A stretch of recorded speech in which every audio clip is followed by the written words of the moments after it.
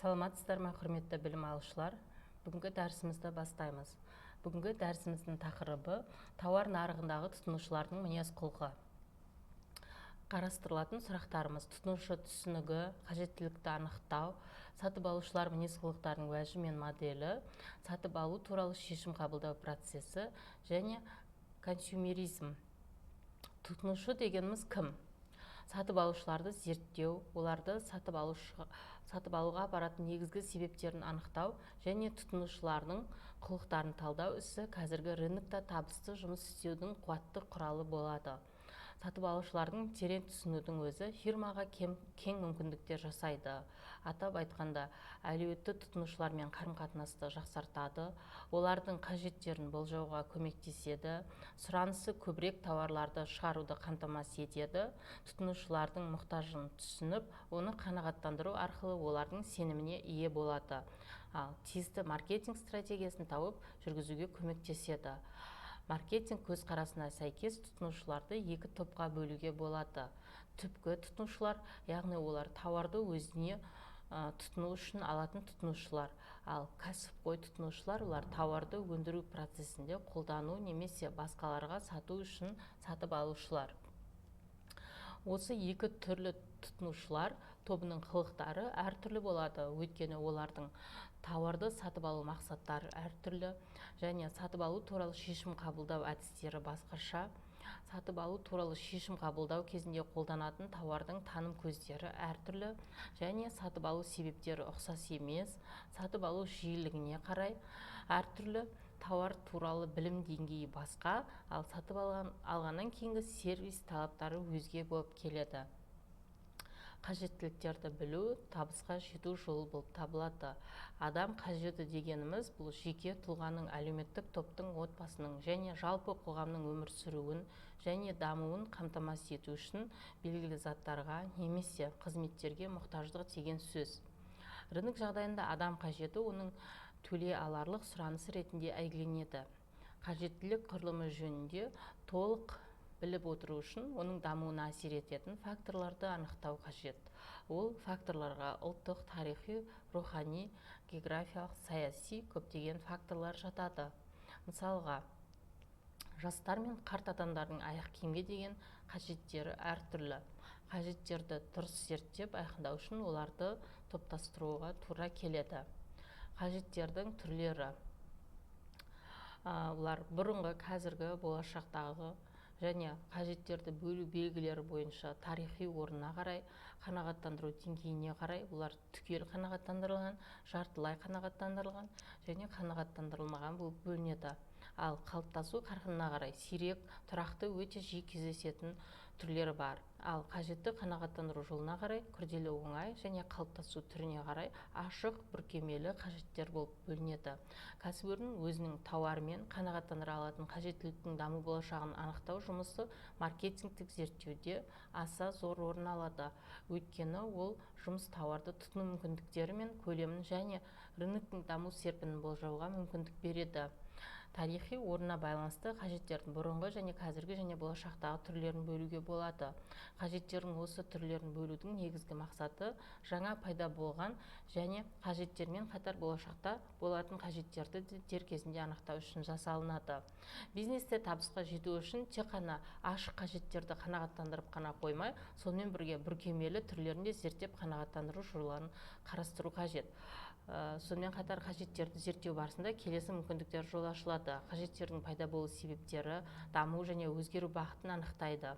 Олардың құрылымын және өзара байланысын белгілейді. Олардың болашағын және қанағаттандыру коммерциялық мүмкіндіктерін анықтайды. Сатып алушылардың мінез-құлықтарының уәжі. Бұл уәж дегеніміздің өзі, бұл мотив, тұлғаға қажеттің интенсивті қысым көрсету арқылы қажетті қанағаттандыруға талаптандырады. Уәждің сатып алуға әсер етуін төменгі схема арқылы сипаттауға болады. Яғни қажеттілік бұл уәждену, қажетті орындауға талаптандыру, тұтынушылардың қылықтарын бағыттау. Тұтынушылардың уәжін білу арқылы олардың рыноктағы құлықтарын ұғынуға мүмкіндік алуға болады. Тауарды таңдаған кезде сатып алушы көп нәрсені есепке алады. Баға мен сапасын және тұтыну тиімділігін, сәнділікті, тағы басқа көрсеткіштер әсер етеді. Сондықтан кәсіпкерлер сатып алушының негізгі уәжін білумен бірге нақты тұтынушылар тобының қайсысы маңызды және шешуші рөл атқаратынын анықтау қажет. Уәждерді зерттеудің және ұғынудың бірнеше тәсілдері бар. Олардың ішінде маркетингте маңыздыларын қарастырайық. Бұлар кең тараған түрлері. Бұл Фрейд теориясына келетін болсақ, бұл теория адам қылығын психологиялық күштер арқылы әсер ететін негіздейді. Бұны әртүрлі сыртқы және ішкі әсерге адамның жауабы ретінде қарастыруға болады. Бұл теорияға сәйкес, бұл сатып алушыны қайшы ықыластары мен қажеттері бар адамдар ретінде қарастырудың өзі маркетинг үшін маңызды болып келеді. Адам тауарды немесе қызметті сатып алу кезінде көбінесе ол істің себептерін жете ойланбай іске кіріседі. Сондықтан тауардың дизайнын, жарнама белгілеуде осы нәзік психология элементтерін ынталандыру жолдары ретінде есепке алғандар ұтымды сауда жасайды. Мысалы, әйелдер әтір сатып алғанда оның жұпар иісімен қатар ыдыстың әсемдігіне, нәзік көз тартуына көңіл бөледі.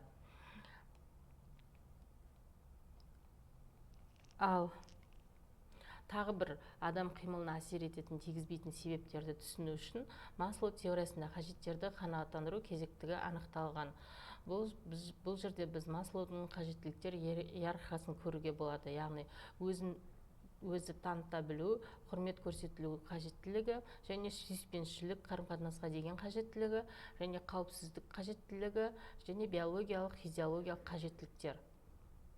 Бұл теорияда төменгі сатыда материалда және жоғарғы сатыда рухани қажеттер орналасқан. Бірінші кезеңде адам ең маңызды қажеттерді қанағаттандыруға тырысады. Егер ол толық қанағаттан болса, адам келесі қажеттерді қанағаттандыруға ұмтылады. Осы қажеттер пирамидасы басшылыққа ала отырып, қажеттердің қайсының тұтынушының ақша төлеуге дайын екенін білуге болады. Мысалы, ақшасы тамағына әрең жететін адам коттедж салмайды және алыс сапарға шықпайды, асыл зат алмайды дегендей.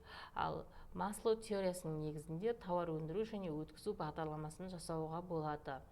Ал американдық ғалым Шварц адамды сатып алуға апаратын себептерді рационалды және эмоционалды деп екі топқа бөледі. Бұлар сатып алуға апаратын рационалды себептерге төмендегілерді жатқызады. Пайдалылықты немесе үнемділікті табу үшін сатып алу. Бұл себеп байлыққа жету, меншігін көбейту, ақшасын тиімді жұмсау тілектерінен қалыптасады. Ал қауіп-қатерді, ысырапты төмендету үшін сатып алу. Бұлар өзін-өзі сенімді және батыл сезінуге, қажетін тұрақты қанағаттандыруға, сақтауға, кепілдік алу ниетімен қалыптасады. Ал шаруашылық жағдайдағы бейімдену жақсарту үшін сатып алу өзінің әрекеттерін жеңілдету әрі оңайлату ойынан қалыптасады. Сапалы өнімді тұтыну үшін сатып алу. Көбінесе тауарды таңдау кезінде анықтаушы фактор ретінде оның сапасы болады. Кепілдемелі қызмет алу үшін сатып алу.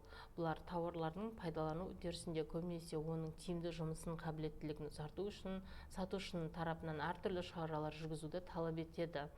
Осыған сәйкес сатып алушыға сервистік қызмет көрсету жүйесін құру ісі маркетингтің маңызды элементі болып табылады. Ал рационалды себептермен қатар сатып алуға апаратын эмоционалды себептер де орын алады. Олар мыналар. Олар өзінің мәнділігін көрсету үшін сатып алу, әртүрлі адам қадірленуін қалай, өзінің мәнділігін дәлелдеу ықпалының қалыптасады. Билікке және беделге ие болу үшін сатып алу. Жеке билік алу және өзіне жақын ортаға ықпал жасау ниетінде қалыптасады. Бұлар білімталдылығын ұлғайту үшін сатып алу. Жаңалықтарға, білім жаңалығына ынтазарлығын қалыптасады. Рынокқа жаңа тауар ұсынысқа осы себеп әсер ететін әлеуетті тұтынушылар топтарын анықтау қажеттігі туындайды. Ал сәнді қолдану үшін сатып алу бұл әрбір әлеуетті тұтынушылар топтарының іс-әрекеттеріне дәл осы себептер және күштер әсер етеді. Мұндағы маркетингтің мақсаты сәнді тауарларды уақытында тауып рынокқа ұсыну. Қоғамда өз орнына ие болу үшін сатып алу. Адам қоршаған ортасына әртүрлі деңгейде ұнағысы келеді. Сондықтан кәсіпкерлер барлық қолайлы әдістер мен тәсілдер арқылы тұтынушыларға осы тұрғыдан әсер тигізіп, өзінің сатып алушылар санын көбейтуге болады. Тұтынушылар іс-әрекетінің үлгісі. Тұтынушылар сипаттамалары. Бұлар өндірушілер өздерінің және бәсекелестерінің тауар сипаттамаларына, бағасына, жарнамасына, тұтынушыларына қалай жауап беретінін білу және түсіну аса қажет болып табылады.